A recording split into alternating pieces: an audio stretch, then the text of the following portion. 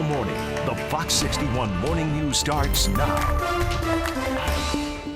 And right now at 6 o'clock, a spike of RSV cases is being reported at Connecticut Children's Medical Center. We'll tell you just how stretched thin their resources are because of it. What you need to know if you're planning on honoring the 2 fallen Bristol officers at their funeral tomorrow. Also, Bob Stefanowski's business dealings are coming under fire. We'll tell you what the Lamont campaign is saying and what Stefanowski's team is saying in response.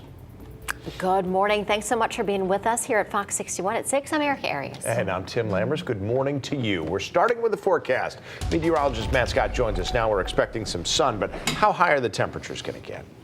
This was yesterday. Yeah. Today? Okay.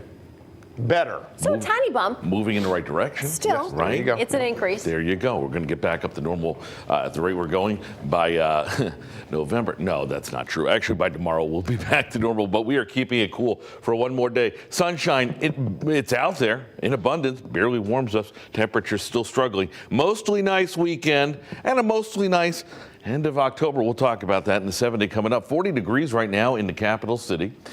Temperatures down to 32 in Willimantic, 34 in Putnam and Torrington. Anybody else really low? No, that's about it. So maybe a touch of frost out there. But on the shoreline, no can do. 46 to 49. Not bad down there. All right, here's a look at the big picture. And again, still under the influence of a weakening, but still there, low pressure. In that, still causing snowy problems for Michigan, not for us, but still fueling a very light, although picking up wind out of the southwest for today. Temperatures, 37 now, only 56 later on. Again, should be in the lower 60s, even with the sunshine. But we're fixing it, as Erica said. Baby steps. We'll talk about that coming up. All right. It's been a while since you and I have done this together I know. for a couple of hours. How are you over there? Hey, good morning. Good to see you. Didn't see you as we were passing across our Two paths ships were crossing. passing in the weather night. Yes. That's what it is. In the wind. What you got in Hey, traffic? good morning. 6:02 here in the Fox 61 That's right. Traffic Center. Do you need a script? Nope, I got it. I got it. Fox 61 Traffic Center here. And overall looking just fine out on the roadways. We do have some minor delays just due to some road work, but no incidents to report at the moment. So we'll take a closer look at in and around the capital city, where 91, we did have some road work out by Wethersfield. That is cleared for the morning. Also in Waterbury, the road work clearing. And on 691, some delays out by Meriden. In Hartford, over the Hartford Tunnel, volume is rather light. Here's a live look outside on 84 in Waterbury. And we did have some road work wrapping up over in New Haven, the I-91 heading towards the I-95 connector. But overall, things are running smoothly there, too. We'll have another update for you coming up at 6:30, guys. Rachel, thanks so much. All right, developing right now out of Hartford, Connecticut Children's Medical Center said their emergency department has been overwhelmed by kids needing to be hospitalized for respiratory illnesses. Yeah, so much so that kids are in temporary units now waiting for beds in the ED to open up. And now they're even working with FEMA and the National Guard to possibly set up an outdoor tent for overflow patients. Now, last year around this time, we did report a surge in RSV, that's respiratory syncytial virus cases in children, especially much younger children like babies and infants. Oh, health experts encourage parents to look out for the symptoms of RSV in their little ones and children. The CDC says some of those symptoms consist of runny nose, coughing, sneezing and wheezing, fever, and a decrease in appetite. Doctors say the virus can last anywhere from 7 to 10 days. But some more severe cases could last longer. Well, today in Hartford, a memorial prayer gathering will be held in memory of Antonio Tosado Lopez. It's being led by the group Mothers United Against Violence, and it's scheduled for 5 p.m. at 700 Park Street there in Hartford. Police said Mr. Tosado Lopez was beaten to death last Tuesday at the spot the vigil will be held. Police said they have arrested his suspected killers, but they are still investigating. So if you know anything, please let the Hartford PD detectives know. In New Haven today, the funeral for the New Haven police officer who died after an 18-month battle with cancer is set to be held. New Haven police say services for Officer Michael Hinton will be at the Iovani Funeral Home on Worcester Place. Calling hours are going to be from 10 to 1 p.m. The funeral for Officer Hinton will follow at the Orange Center Cemetery.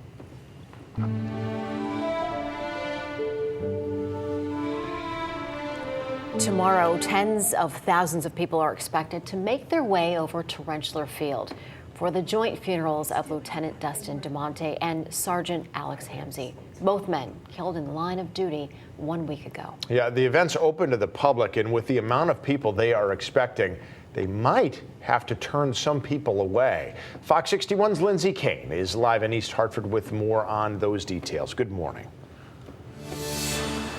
Hi, good morning. Well, police say they could see around 50,000 people at tomorrow's funeral, people coming from all across the nation. Now, police say that once capacity is filled inside the stadium, they will not admit any more people inside. So if you are planning to head to tomorrow's funeral for Lieutenant Dustin DeMonte and Sergeant Alex Hamzy, you're asked to park in either the gray or red lots. Now, everyone from the public will enter through gates C and D, and law enforcement officers will park in the blue lot and enter through gate B. So if you are a law enforcement officer, you must show your credentials at the gate. And in order to get into the stadium, you're not allowed to bring any bags of any kind, including purses. So no flowers, gifts, or cameras are allowed in the stadium as well.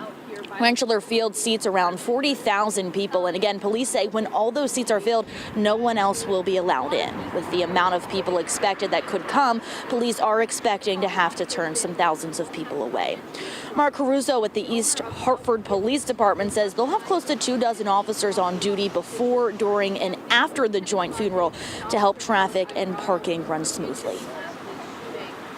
But we are operating as if this were a stadium event where we're going to have the intersections that are routinely staffed with police will be staffed with police.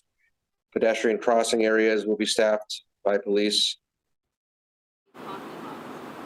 If you live around the East Hartford area, traffic will be backed up from Silver Lane to Main Street all the way to the Manchester border, starting at 7:30 tomorrow morning and lasting until around mid-afternoon. And surrounding roads will also have some backup, so plan for that if you're planning to head to the field or just around the area. Now, tomorrow's funeral begins at 11 a.m. and we will have continued coverage on air, online, and on Fox 61+, so stick with us for that. Live in Bristol, Lindsay Kane, Fox 61 News. Lindsay, we talk about Rentschler Field filling up. It seats 40,000. That sounds like a lot of people, but really it's not surprising when you're talking about all the support, the outpouring support that we've seen, not just from our state, but from all across the country. Yes, exactly. Even having to turn away thousands of people tomorrow. If the stadium only fits around 40,000 people and police are expecting upwards of 50,000, they're planning to turn away 10,000 people. And again, like you said, that's not surprising just considering the support that we've seen. I mean, even here at this memorial behind me, just continuing to grow by the day. And of course, this happened a little bit over a week ago as of yesterday. And we've only seen the support just continue to build. Okay, Lindsay, thank you so much. Well, now, as Lindsay mentioned today, the calling hours will be held for Lieutenant Dustin DeMonte, but that will be private.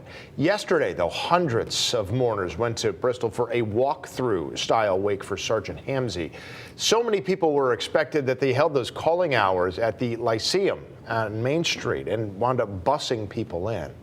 And of course, a lot of those people knew Hamzy well because he was a Bristol native. I just knew a fun-loving, good guy who would always help anyone he could. Kept me out of trouble when I was in trouble. It's kind of like steered me in the right direction. Of course, in a situation like this, it's not just locals. One man who said he knew Hamzy even drove from Pennsylvania to pay his respects. I'll remember his smile. He was extremely likable. Anytime he walked into a room, I just immediately smiled, and I would approach him and shake his hand and say, hey, good to see you again. It gives me goosebumps just to see all law enforcement here supporting the families and honoring the fallen officers. And a lot of those people will be heading to Rentschler Field. Again, tomorrow's joint funeral is open to the public. There is a limited number of seats, so you're going to want to get there early. And they're saying everybody's got to get there by 9:30 for the 11 o'clock funeral anyways. We'll have live coverage of that service at Rentschler Field. You can watch it live right here on Fox 61 beginning at 11 a.m. You can also stream it live on fox61.com, the Fox 61 app, and on Fox 61 Plus. Connecticut college students, faculty, and staff are expected to rally today ahead of a possible tuition increase. Now, this comes as the Board of Regents Finance Committee has recommended an increase at the state universities, and that is going to be voted on this morning at 10 o'clock. It's then expected that next month, the Finance Committee will make a similar proposal to raise tuition at the community colleges. The protest is set to begin this afternoon at 1 p.m. right in front of Capital Community College in Hartford. All criminal charges have been dropped against a man who was left paralyzed while in New Haven police custody earlier this year. When Randy Cox was arrested in June, initially he was charged with carrying a firearm without a permit, criminal possession of a firearm, threatening, as well as 2 other misdemeanors. The state judicial system confirmed that all 5 charges have been dropped. Cox was badly hurt while in the back of a police transport van that had no seatbelts in it. Doctors later determined that he was paralyzed from the chest down after that van stopped very quickly and he wound up getting slammed against the wall. His family is suing the city for $100 million. That's their attorney there, Ben Crump. He said the decision to drop the charges was the right one. He went on to say, quote, "The New Haven Police Department handled this incident horrifically from start to finish, and now they must answer for their conduct."